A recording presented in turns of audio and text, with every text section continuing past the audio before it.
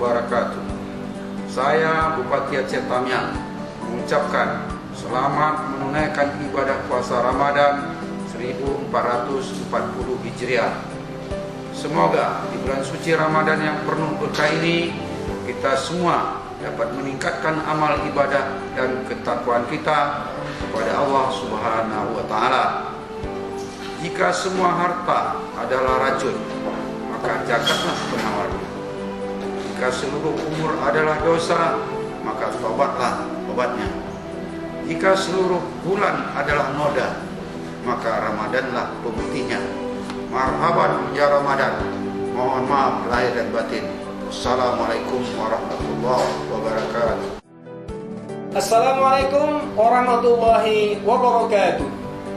Saya Haji Tengku Isapuddin ST, Wakil Bupati Aceh Tamiang, mengucapkan selamat menunaikan ibadah puasa Ramadan 1440 Hijriah.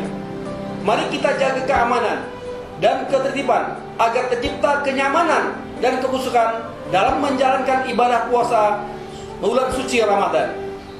Puasa Ramadan telah tiba, semua umat menyambut gembira, berharap mendapatkan pahala dan ampunannya agar kelak dapat masuk surga. Marhaban ya Ramadan. Mohon maaf lahir dan batin. Assalamualaikum warahmatullahi wabarakatuh.